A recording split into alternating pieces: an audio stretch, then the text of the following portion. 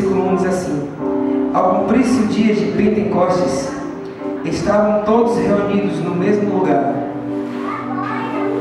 De repente, veio do céu um som, como de um vento impetuoso, e encheu toda a casa onde estavam assentados. E apareceram distribuídas entre eles línguas como de fogo, e pousou uma sobre cada um deles.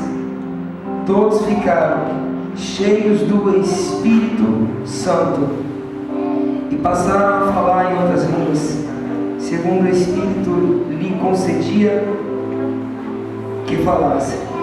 Ora, estavam habitando em Jerusalém judeus, homens piedosos, vindos de todas as nações debaixo do céu. Quando, pois, se fez ouvir aquela voz, afluiu a multidão, que se possuiu de perplexidade, porquanto cada um os ouvia falar na sua própria língua. Estavam, pois, atônitos e se admiravam, dizendo: vede, não são porventura galileus todos esses que aí estão falando? E como os ouvimos falar, cada um em nossa própria língua materna? Somos pardos, medos, elamitas e os naturais da Mesopotâmia, Judeia, Capadócia, Ponto e Ásia, da Frígia, da Panfilha, do Egito, das regiões da Líbia, nas imediações de Cirene e romanos que aqui residem, tanto judeus como prosélitos, cretenses e arábios. Como os ouvimos falar em nossas próprias línguas as grandezas de... Eles ouviam o que, amados? Repita comigo: as grandezas de Deus. Todos atônitos e perplexos interpelavam uns aos outros: que quer isto ser? Outros, porém, zombando, diziam: estão embriagados. Então se levantou Pedro com os 11 e, erguendo a voz, advertiu-os nestes termos: varões judeus e todos os habitantes de Jerusalém, tomai conhecimento disto e atentai nas minhas palavras. Estes homens não estão embriagados como vindes pensando, sendo esta a terceira hora do dia. Mas o que ocorre é o que foi dito por intermédio do profeta Joel. E acontecerá que nos últimos dias, diz o Senhor, derramarei do meu Espírito sobre toda, repita comigo, toda a carne. Vossos filhos e vossas filhas profetizarão, vossos jovens terão visões e sonharão vossos velhos. Até sobre os meus servos e sobre as minhas servas derramarei do meu Espírito naqueles dias e profetizarão. Mostrarei prodígios em cima no céu e sinais embaixo na terra, fogo e vapor de fumaça. O sol se converterá em trevas e a lua em sangue, até que venha o grande e glorioso dia do Senhor. E acontecerá que todo aquele que invocar o nome do Senhor será salvo. Pai, obrigado pela tua palavra, Senhor. Obrigado, Pai, pelo fluir da tua palavra, pelo ensinado do teu Espírito. Espírito Santo, a igreja é tua. Que a voz que prevaleça seja a sua, Pai. Em nome de Jesus. Obrigado por uma unção especial sendo derramada aqui sobre meus irmãos hoje. Amém, amados? Essa noite nós estaremos ceando com o nosso papai querido. E Deus, Ele na verdade colocou uma meditação acerca de um ponto em meu coração. E vocês irão entender. Lá no Éden, Deus ele prometeu, assim que Adão e Eva erraram e pecaram, Ele sentenciou a serpente e sentenciou a mulher. Ele disse que a descendência da serpente feriria o calcanhar do descendente da mulher. mas que o descendente da mulher, a semente da mulher, esse esmagaria a cabeça da serpente. Lá no Éden, o próprio Deus já anuncia imediatamente a redenção. Quando o homem cai, Deus logo diz: ó, serpente, você enganou eles, mas o descendente deles mesmo, a semente dela que você enganou, a semente dele virá e esmagará a sua cabeça. Com isso o diabo já começou a ficar mais doido do que o que ele já era. Adão e Eva têm filhos, e a Bíblia fala de Abel e Caim, e ele, sem saber quem seria essa descendência da mulher, ele influencia Caim a matar Abel, porque o diabo ele queria exterminar de qualquer jeito esse que Deus prometeu que esmagaria a cabeça dele. Deus envia Moisés para libertar o povo dele cativo no Egito. O que é que o diabo faz? O diabo influencia Faraó e manda matar todas as crianças. Porque qual era o propósito do diabo, amado? O diabo sabia que Deus estava enviando, estava a caminho aquele que iria esmagar a cabeça dele. Deus envia profetas e começa a falar através de profetas, e o diabo começa a se levantar e a matar os profetas, até que Deus envia Jesus. Deus se auto-envia em forma de homem, abrindo mão da sua divindade. Agora o diabo, sabendo com mais certeza quem estava vindo ao mundo, ele agora influencia Herodes e manda matar todas as crianças abaixo de 2 anos. Mas ele não consegue, amados, porque quando Deus quer uma coisa, deixa eu te falar uma coisa: Deus é Deus e tem todo o poder para fazer o que Ele quer, e nenhum dos seus planos e desígnios podem ser frustrados. E o diabo não pode matar Jesus, e nem pode matar Jesus. Jesus cumpre todo o seu ministério aqui na terra, ensinando, mostrando o caráter do Pai, o caráter do Deus que os homens achavam que conheciam.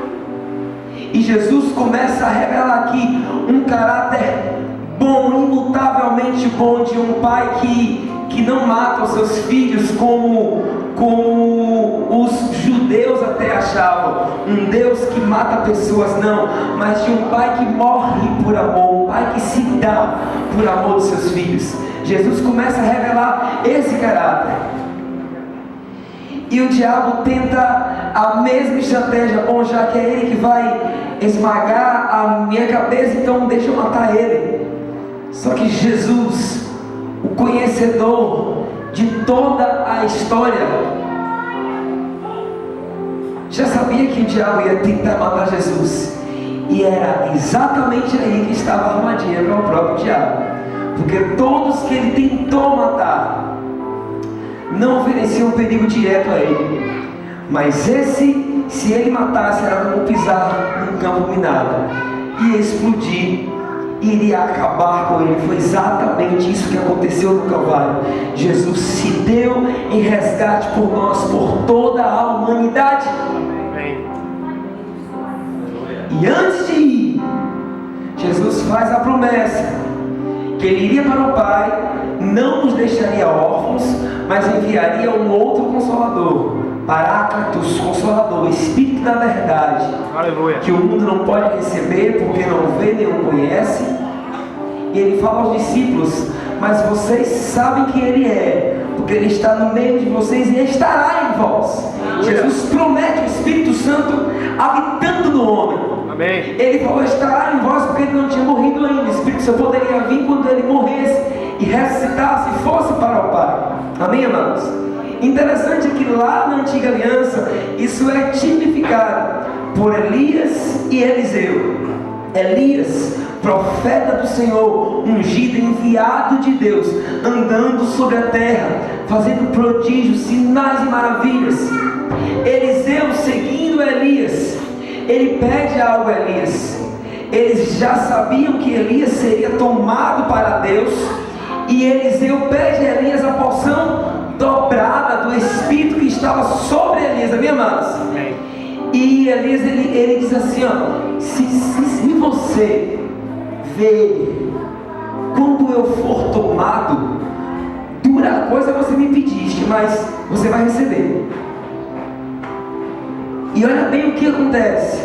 Quando Elias é tomado, Eliseu está com os olhos fixos em Elias, e Elias é tomado e ele sobe. A Bíblia diz em que, amados? Em que?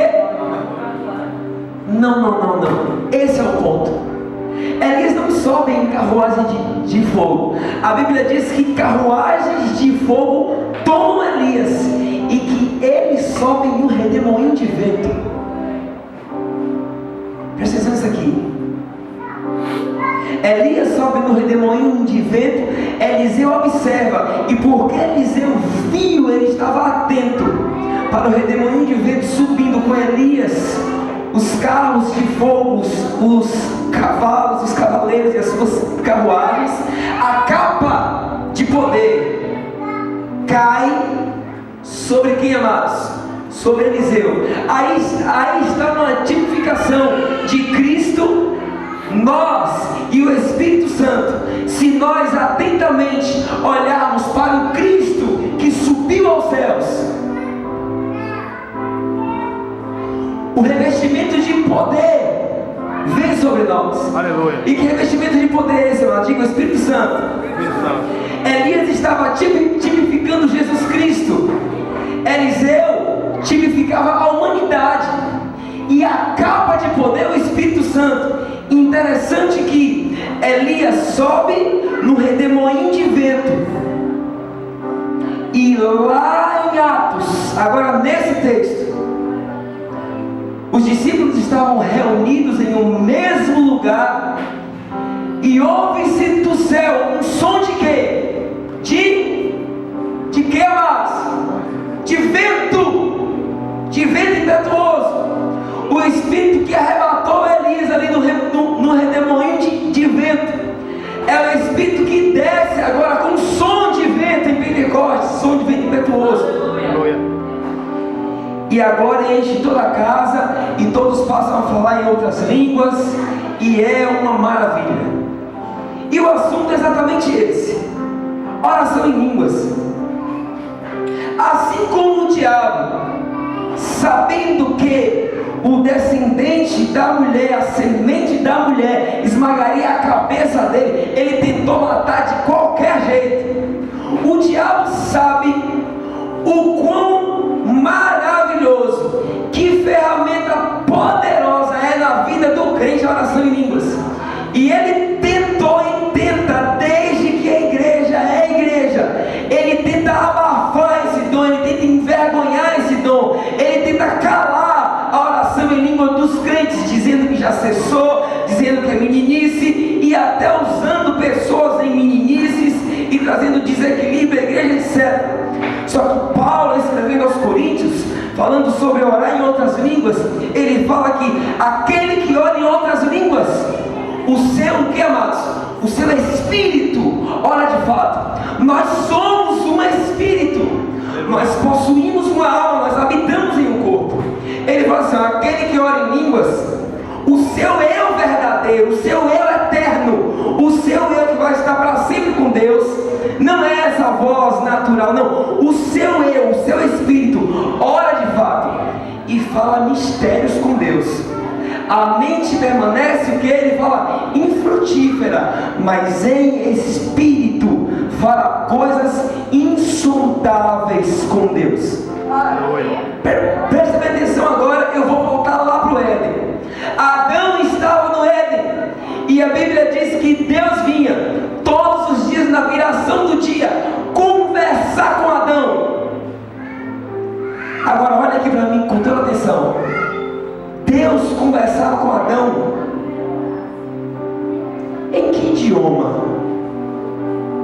Em que língua? Se eles conversavam, existia uma língua, existia um idioma. Antes de Adão não existiu nenhum homem, só existiam os anjos e os seres celestiais. Paulo, lá em 1 Coríntios 13, ele fala de uma tal de língua dos anjos. Se Deus criou o homem e ele conversava com o homem, ou o homem conversava com Deus na língua dos anjos, ou o homem conversava em uma língua totalmente espiritual, porque não existia idioma, não existia língua. O que acontece quando Adão e Eva pecam, quando o gênero humano cai, lá na Torre de Babel, porque o homem queria atingir o céu na força do seu braço, chegar ao céu na força do seu braço, as línguas são o que, amados? Confundidas. Só que Jesus, o resgatador das coisas, o restaurador das coisas, vem, morre, ressuscita, envia o Espírito Santo, e lá em Pentecostes, na festa de Pentecostes, Deus devolve ao homem. Presta atenção, Deus não só simplesmente dá dom, não, amado. Deus devolve ao homem a língua que ele conversava com Adão lá no Éden. Aleluia. Deus devolve a Adão a língua que Adão conversava com Deus lá no Éden. Pastor, onde é que está escrito isso? Não está escrito, mas é o que faz sentido. Adão conversava com Deus em que língua? A língua espiritual, que foi perdida e confundida na Torre de Babel. E quando o Espírito é derramado, essa língua é devolvida ao homem. E assim como o diabo tentou matar o Salvador do mundo de todas as formas, agora ele quer matar o Espírito Santo em nós. Ele sabe que não pode fazer isso. E porque ele sabe que não pode fazer isso, ele tenta no mínimo calar a voz do Espírito Santo em nós. Já que eu não posso matar Deus, eu calo Deus neles. Entende isso aqui, amados? Em nome de Jesus, no seu espírito. Aleluia. Onde é que tem graça nisso, pastor? Eu vou te mostrar onde é que tem graça. Romanos 8, a Bíblia diz que porque nós não sabemos como orar, o Espírito intercede por nós com gemidos inexprimíveis. É mais ou menos assim. Imagina uma reunião lá no céu. Está o Pai, o Filho e o Espírito Santo. E aí eles começam a dialogar assim. Mas e aí, filho? A gente estabeleceu aqui um princípio de que o que eles orarem, o que eles pedirem, nós iríamos fazer no seu nome. Você que vai descer lá e morrer. Então nós estabelecemos o princípio da oração. Aí eles falam assim, mas tem um problema, eles não sabem nem como orar. E aí alguém da Trindade teve a ideia assim, então fala o seguinte: já que eles não sabem como orar, e a gente ama tanto eles, um de nós desce e ora por eles. Aleluia! Um da gente aqui desce e ora por eles, porque eles não sabem como orar. Então a gente ora por eles, porque orando por eles, eles não vão orar errado. Aleluia! Aleluia! E um dos propósitos do Espírito Santo em você é orar em você a perfeita vontade do Pai através de línguas espirituais. Quem entende isso aqui? A questão é que o diabo fala através da própria religião que isso não é para você, que isso não é para hoje, que isso é meninice. E eu já tinha decidido pregar sobre uma outra coisa quando eu estava almoçando, e o Espírito Santo falou comigo algo maravilhoso. Você vai ensinar a eles nessa noite sobre oração em línguas. E você vai ensinar a chave do porquê que todos podem e precisam orar em outras línguas.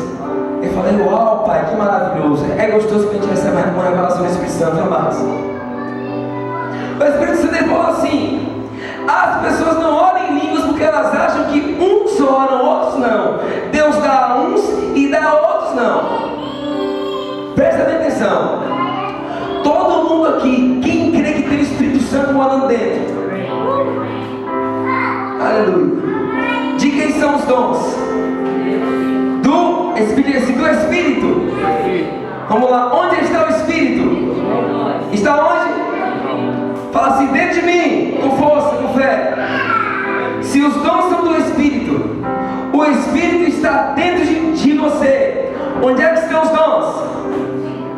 Vamos lá. Estão onde? Diga, dentro de mim. Aleluia. Mas pastor, o que é que te fez entender isso mais a fundo? Quando aqui em Pentecostes o Espírito Santo desce e todos começam a falar em línguas, a orar em outras línguas, e os judeus acham que eles estão bêbados, embriagados, Pedro dá um discurso. O discurso de Pedro é a chave de tudo. Ele fala assim, varões, isto que vocês estão vendo e ouvindo é o que foi profetizado pelo profeta Joel. Agora olha para mim aqui todo mundo. O que é que foi profetizado por Joel? Que o Espírito Santo nos últimos dias seria derramado sobre quem? Toda, a palavra é toda se referindo a todos. O Espírito será derramado sobre toda a carne. Quando, pastor? Naquele momento em que vocês estão vendo ali e estão achando que eles estão bêbados, ali se cumpriu a profecia de Joel, o Espírito sendo derramado sobre toda a carne. Aleluia. Quem aqui está vestido de uma roupa de carne? Ei, o Espírito Santo já foi derramado sobre você. Pastor, o batismo com o Espírito Santo, batismo significa ser imergido em.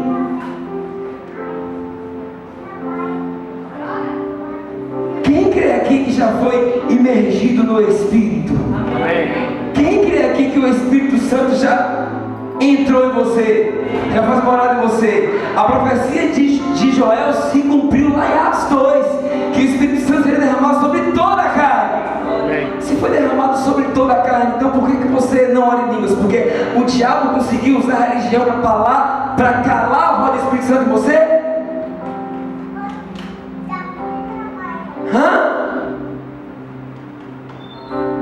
Para muitas pessoas esse é um assunto que não faz sentido nenhum. Mas se você entender o poder da oração em línguas, meus amados, nos momentos em que eu estou mais para baixo, mais triste, mais atribulado, mais aflito, que eu não sei o que dizer, mesmo sem sentir nada, eu começo a orar em outras línguas. E ali, por fé, minha mente não está entendendo nada, mas por fé, eu sei que o próprio Deus está gerando em mim o que eu preciso orar, o que eu preciso falar para Ele. E aí as coisas começam a entrar em sintonia, as coisas começam a voltar para o lugar, e tudo se encaixa novamente, e a calmaria e a paz vem. Aleluia. Aleluia. Presta atenção. Em todo o mundo existem milhares de religiões. Quem sabia disso? Ok.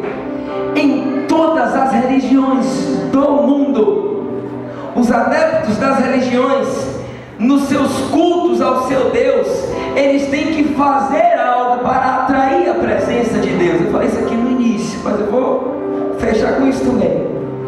Eles precisavam sacrificar algo para atrair a presença do seu Deus. Eles precisavam fazer alguma coisa no seu culto para atrair a presença de Deus. Um dos maiores erros no que nós chamamos de cristianismo, que nem esse nome deveria ter, nós somos filhos de Deus, amém? A semelhança do Cristo ressurreto.